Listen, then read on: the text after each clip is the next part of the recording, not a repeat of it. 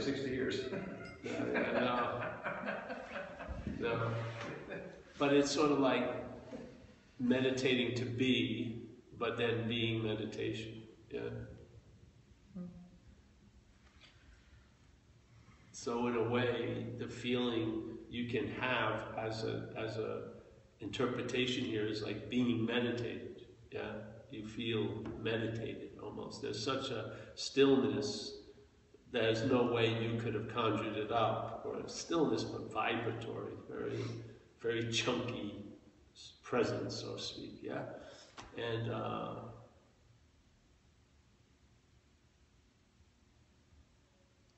any wanting to improve that or get there is what obscures it. I don't believe, really, I didn't, let's say, realize the role we have here, not as the dreamt, but as the dreaming, you know. And you'll hear it like in the Course in Miracles. Like, let's say you go and see, you go somewhere and then you have to introduce yourself. So then you say, well, I'm from New York, I'm something age, I don't want to give my age anymore. You know, I did this, I did that, I sat with this person, whatever it is, you give you a little thing, and you may not even feel it. It's like when you do a story of recovery for so many times, it's like you have no sense of that person at all. You're not even close to that anymore, the person that was running around like crazy. Yeah? So there's a sense of, where was I going with this? I don't know, start the thing again. We have to erase that. It's a Miracles description. You can get a description of what you are here. And that is you're the dreaming of the dreaming. Yeah? And then and when you hear that, it matters what hears it. That which is dreaming hears it. You really get a sense that's a much better description of me than I was born here, I went to this school, I lived, you know, and I sat with this bird, all this stuff. It's when you're described as a verb, it hits you so well because you really see that, yeah, like it says in lesson 2, you and I give everything all the meaning it has. You'll get a hit on that. You go, yeah, that's what's happening here. There's not Paul and Raymond, but you and I, meaning what we are. Yeah, as the dreaming is giving everything all the meaning it has. Yeah. So, and then if you boil it down to just your subjective experience, that's an amazing role you have here. That you can override any event by the one being at the event. Yeah. That's an incredible thing. And so when it says that you and I give everything all the meaning it has, it's a pretty comprehensive statement. Everything and all, there's no room to wiggle. The net is like, there's the net, and then there's the net of the net, everything and all. Yeah, so you and I give everything all the meaning it needs. This is just a supposition the Course is throwing out there. But if that which you are hears it, it registers, you know, and then you now start having a weird, and it's not like a police, you know, the police composite drawing of the fucking criminal, you know, it's like a sense of what you are as an activity. Yeah, you get a sense of it. You have, and it feels, and that sense really feels so much more than all the numbers and all the things that amount to you as this. Yes, it just. If there wasn't such a bias with the identification of this, I would imagine you'd pledge allegiance to that intimacy, that you are the seeing. Yeah.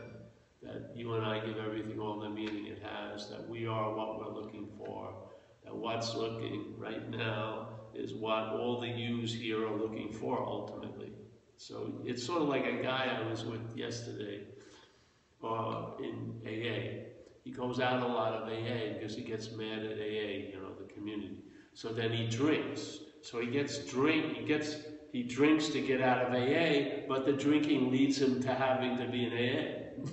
You see the failedness of what he's relying on? So he gets, yeah, I'm going to show AA, starts drinking, but the drinking, he has no other place to end up but AA. So I said, and you see it like 9 times, We're not 2 levels below a coconut. Hopefully you see something. Wait a minute. I want to get out of AA, but my drive to get out of AA ends me up in AA.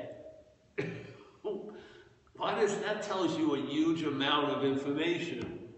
I want something to be totally different than how it ends up. Wait a minute. You would think if I wanted something, then it would, I'd be successful, yeah? But in fact, I don't want to be in AA, so I do something not to be in AA, and it ends up bringing me to AA. So it's sort of like, I used to use it in recovery, you're on the horse of life, and then you just, adamantly say, I'm getting fucking off this horse, and you jump off the horse, and then life inevitably drags you back to the same fucking horse. Why not just stay on the horse? See, my getting off the horse leaves me only to get back on the horse. Why not just stay on the horse? It just makes sense, doesn't it? So when you hear a description, I don't mean, a description from your girlfriend, you're an asshole, this and that, usually deflecting and denying. But when you hear a description of what you are, like from the Course or some other things, you are the dreaming of the dreaming. And what happens is you and I are the dreaming of the dream, it says, but I like dreaming. And we forget that we're dreaming, yeah? And so to forget that we're dreaming, all the while the dreaming is going on, the forgetting would have to continue to go on, yeah? You couldn't just forget for a second that you're dreaming, and yet the dreaming would continue. As soon as you got out of the forgetfulness, there'd be the recognition you're the dreaming of the dreaming. So the forgetfulness has to be reproduced quite a lot. And the dreaming, for the dreaming to forget that it's dreaming, it can only do that through the mechanism of time. Because time allows things that are totally impossible to seem possible. That's what time does. Time does a lot of the magic trick is based on time. All the teasing out of all the threads of the magic trick have an element of time in it. Yes? So that which isn't so can seem to be so through time. By remembering you as someone in the past, you remember you as a someone now. You don't remember you as a someone now through being here now. You remember a someone by being there then. Yeah? So the mechanisms produce, so the dreaming of the dream, we forget that we're dreaming. So it's an activity, obviously. It's not like in 1983 I forgot that I was dreaming. No, it's like it's a seeming forgetting. It's appearing to be so, yeah, to what's dreaming, obviously. So the forgetting is seemingly. So it appears that I forgot. And how does that get generated? It's really by remembering, yeah, a seeming. So I remember a seeming someone, a Paul, by picturing it. The brain does. It pictures you in the past as a body, yes? I mean, how could you locate yourself in the history of memory without you'd be going through the file, nothing, there'd be no, Pisa, Eiffel, without you, it fucking, you pictured as a body, yeah? It's the basic, denominator of all the memories, in a sense, yeah? And then in the future, because we believe it, we believe that I am going to be there later, and I'm afraid of what it's going to be like for me as a body, basically, later, yeah? And this idea, there's a thing in recovery that they talk about, it is a spiritual malady. Now, I don't see how a spirit could have malady. You know what I mean? How could it have a malady? How could a pathogen enter the spirit if it's nothing? There would be nowhere it could. So I don't see any malady. I think it's a mental malady because it's overemphasized. The interest and attention has been wedded to this idea of being you as this action figure, Yeah, I think it goes along with the package, but it's gotten a little inordinately emphasized. So we're up that ass of self, so to speak. Yeah, and it's just basically, we don't even have, our attention doesn't land on the pulse of living, it lands on an interpretation of living. Yeah, and the interpretation surrounds the idea of self as being the center of the interpretation. And the mental system of thought is self-centered. Yes? So the whole system. So all of this stuff is like, almost like whirlwinds, that if the whirlwinds are all going at once, there's an appearance. And that appearance is the dreaming. Yeah? But it's only an appearance, and it has to appear real to something. Because it's not, there's nothing, without us, without being noticed, is there a dreaming? Yes? So the false evidence appearing real has to appear real to a reality. We're the giving of reality here, yes? So it's how, what can you call it but that when you say you give everything all the meaning it has? You're interpreting a reality, you're giving it a reality, yes? It's not like, it's not issued from, the camp compound on you, the dreamings. That's the beauty of the Course. Because a lot of people say, well, you're in a dream, and it's something bigger than you's dream. And then you're just a typical victim. Oh, I'm in a fucking monster's dream and I can't get out of it. No, it went somewhere else. It says, you are the dreaming. Yeah, that's an incredible leap to see that what you are here is an activity of dreaming. So you and I are the dreaming of the dreaming. We forget, seemingly, that we're the dreaming. To me, by remembering the dreamt, that's how we forget the dreaming. Yeah? We become identified as the dreamt. And in a sense, like Jesus said, you can't serve two masters at the same time. So either it's the dreaming or the dreamt. So in this little escapade, the interest and attention is biased over to the dreamt. Yeah? So now suddenly, the dreaming has seemingly forgotten that it's what's giving everything all the meaning it has, and suddenly it takes itself to be the dreamt, and now suddenly everything, all the meaning that you're giving everything, now has the ability to affect you. So the thoughts, suddenly, with the little addition to the sense of ownership, have the ability to ruin a day. Don't they? Most other people's thoughts can't ruin my day, but mine seem to be able to quite a lot. Yeah? So suddenly, why not see what's happening here? Why not see it? If you read descriptions of the activity of what you are, projecting this appearance of what you're not, the horse now is getting aligned with the cart.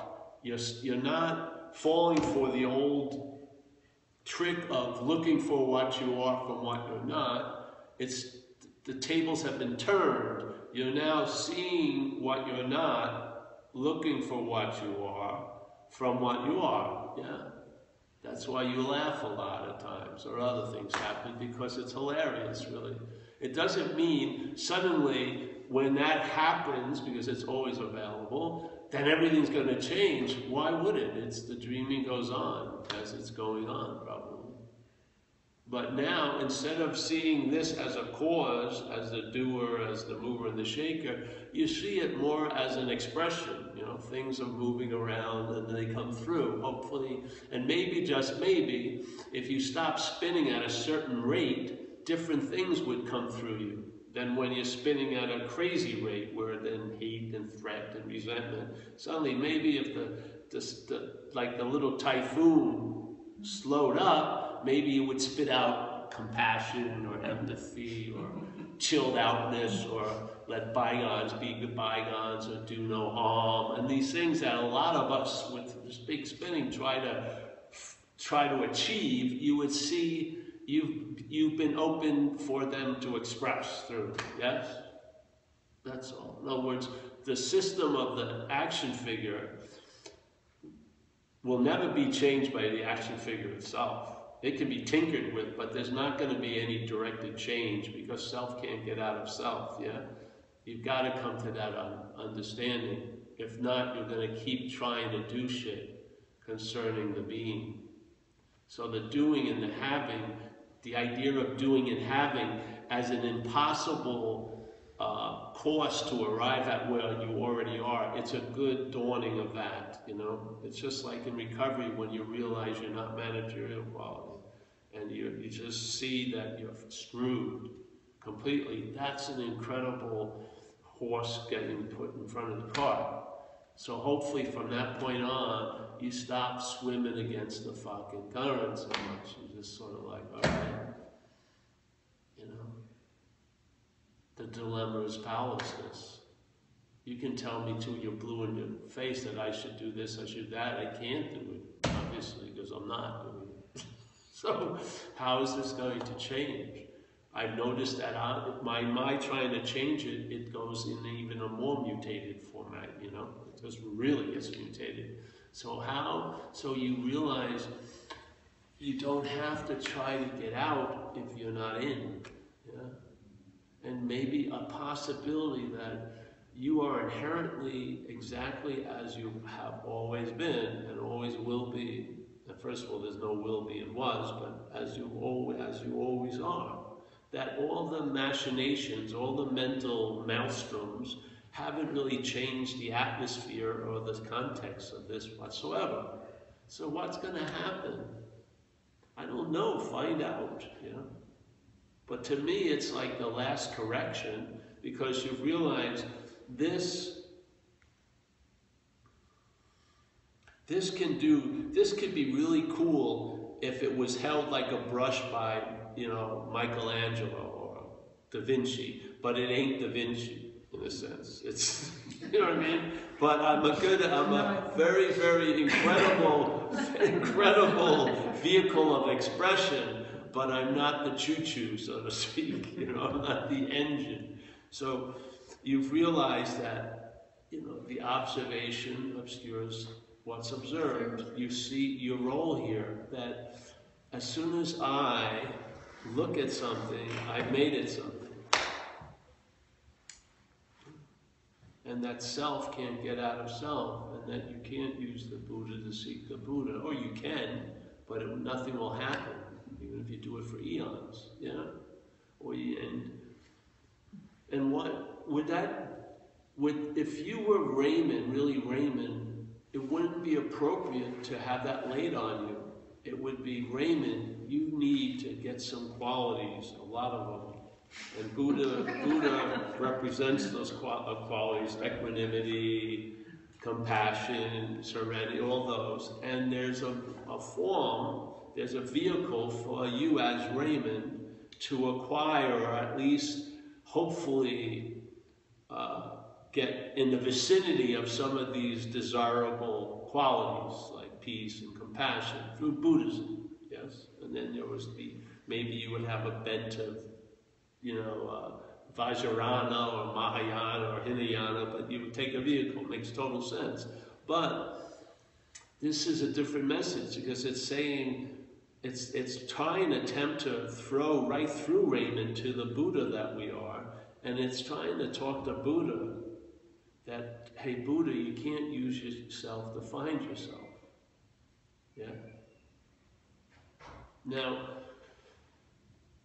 if Raymond keeps being declared as the hero of this message, it can get really, really convoluted, yeah? But if the Buddha hears it, it's very, very simple. It realizes, which is always known, I can't use myself as Buddha to find myself. I mean, it's not like it doesn't need an 800-page commentary. It's just a very obvious thing. If you're the Buddha, using the Buddha to seek the Buddha would be freaking insane. Yeah, really. Now, the thing is, people believe, in my sense, see, I don't think this is, well, let's just say in my own experience, so if I was at a big spiritual group, I would feel like more the fraud than I am, because I have no interest in spirituality anymore. I have no interest in trying to brighten up the light. I don't.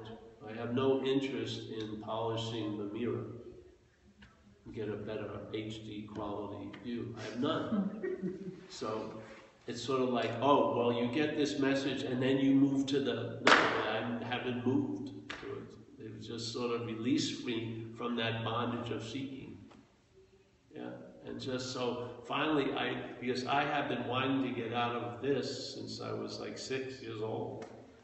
Now I've realized the way you get out of this, and it's a corny old saying, is being completely here is the way you get out of here.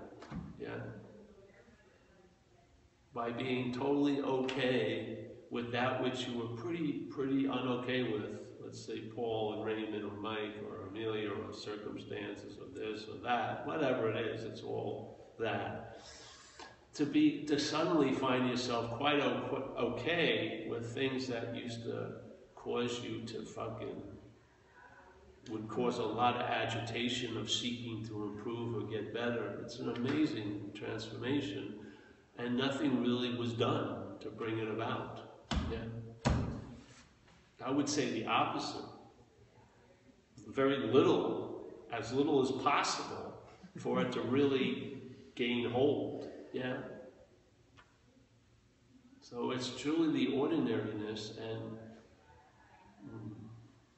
like if I used to say, if I appeared as a kid now and I saw Paul as Paul right now, that would be the motivating factor for that Paul to seek. Because the last thing it would want it to have been is ending up here. Really, I swear to God. From that view, this isn't that attractive. Yeah, and I've noticed that the selfing, that drive, that agitated activity, loves, if it could become being, it would sign up for it. But just to be it, no. But if it could turn it into, I'll become the being, I'm into that, man. Because I'd be the star of that show, and it'd probably go on quite a while. But the being doesn't really interest the mental state. It's not shiny. It can't get a big reflection out of itself through it, yeah? Because it's always available at all times, right? Where you are, with no requirement necessary.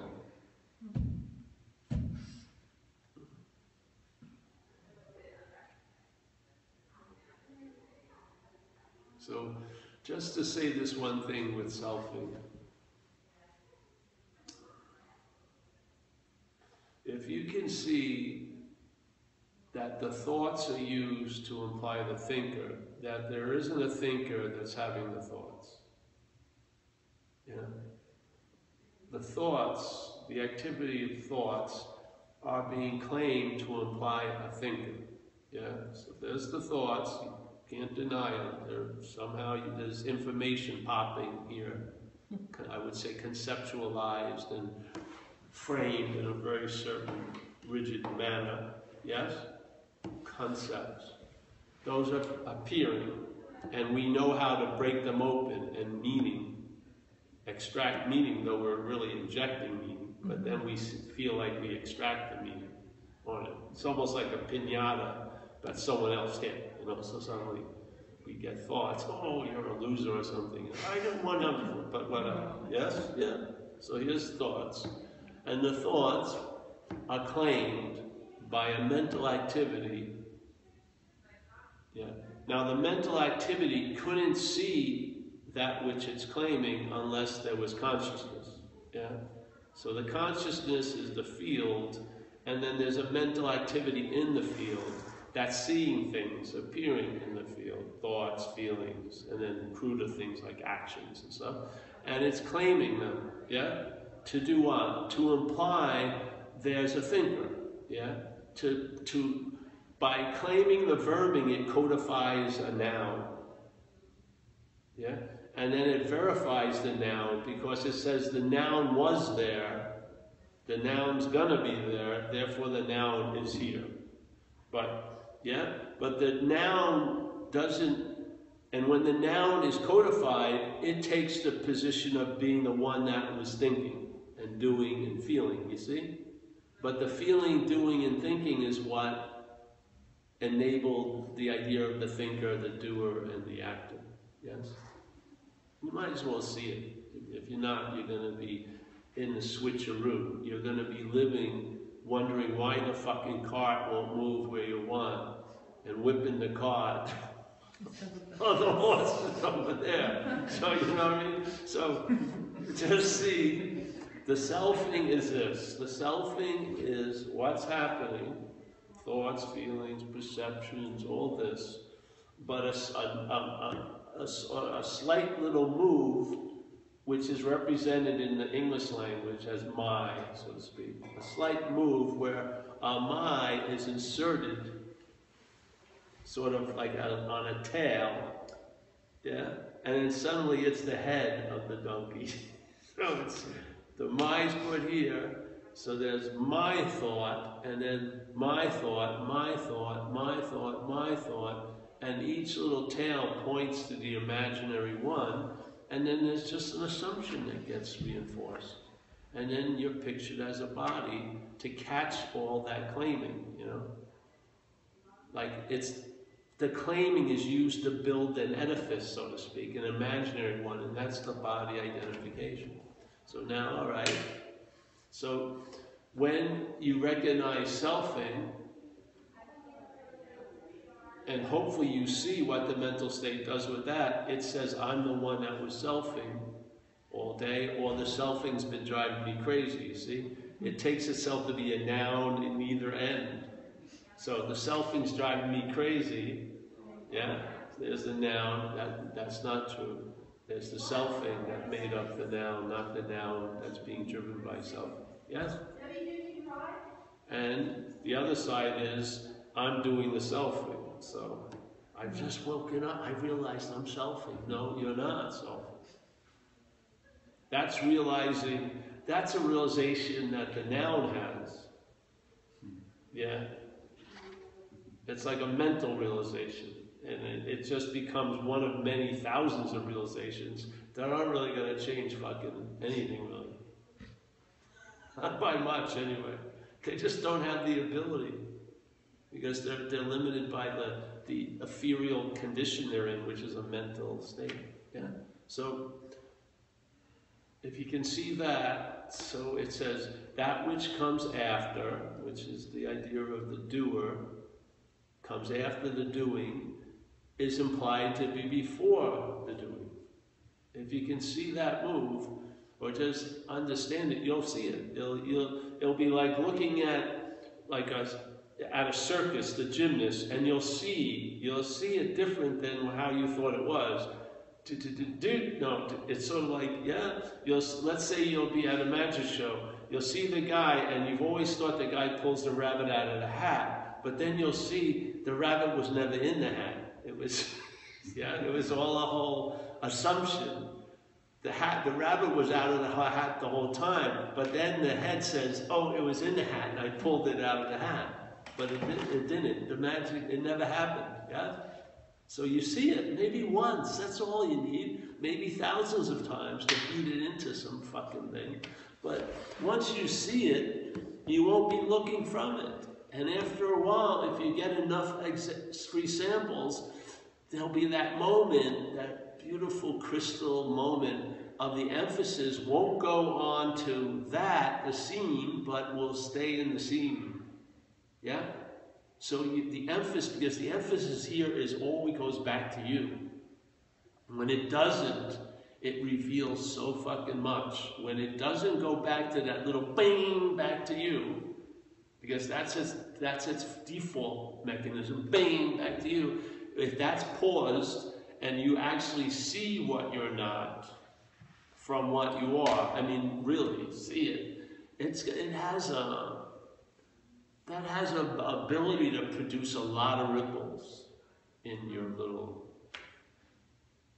dream, I'm just saying. And hopefully it will turn into a traveling lighter where the interest and attention won't be enslaved to the constant reinforcing of what you're not, that it takes for you to be assumed to be a body and to be an action figure. That's a lot of work, yeah? When the interest and attention is released from that, it will enrich your day. It will enrich right now. It will enrich, you'll see things you never saw before. You'll sense spaces that you could never have looked for and found, yeah? Things just, and it'll be like a really basic source code correction, yeah? You won't be looking for what you are from what you're not. You'll see what you're not from what you are. That's like a big rotation, yeah? Fundamental rotation. It's not like, oh, I'll deal with, not getting the right coffee at Starbucks better. Oh, you can shoot for that. But this is a real thing. You start your swings, you see a lot. You see things a lot differently. Yeah? Yeah. It's just like this, if this is a transmitter and a receiver,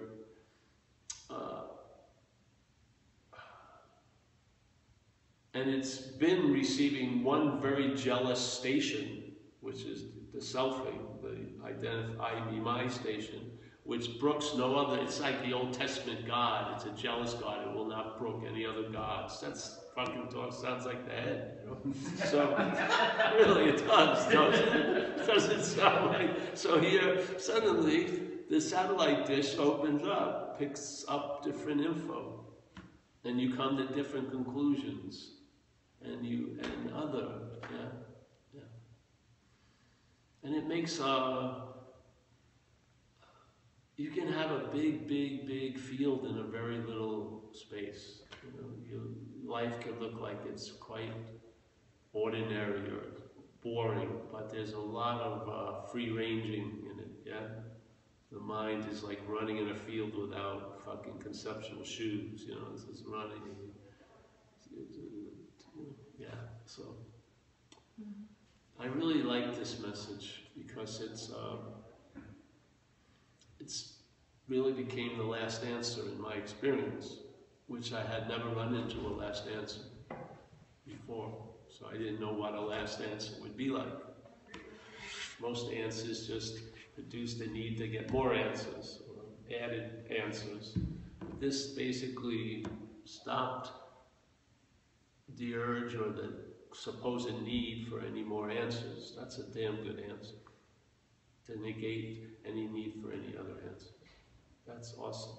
I didn't know it was possible. I thought everything would just keep mushrooming and improving and going to higher, bigger levels, and like a universe that never contracts to the Big Bang, just expands. Yeah, but I don't see it that way at all anymore. I see that's pointless, really. Because all this, when anyone goes there, all I get is reports about them.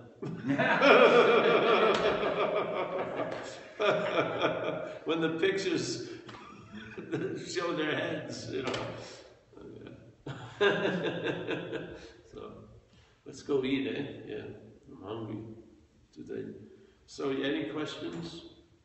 You've heard this. We've heard it all. This is like having faith in mind, in a way. Why is it that if you were assured of something, would you keep looking back to make sure it was that? Of course not. You'd have confidence in it. Yeah, you'd have confidence in it. You'd have faith in it. You would have faith that no matter what it looks like or what you did or didn't do or what they did or didn't do, it really never changed anything. Yeah? And that this is going to be, when you pop out of here, I'm sure it's going to be like it never happened, to tell you the truth. Because I don't really believe it happened. I believe it's happening, but I don't believe it happened. I think we're the only. Yeah. All right. Let's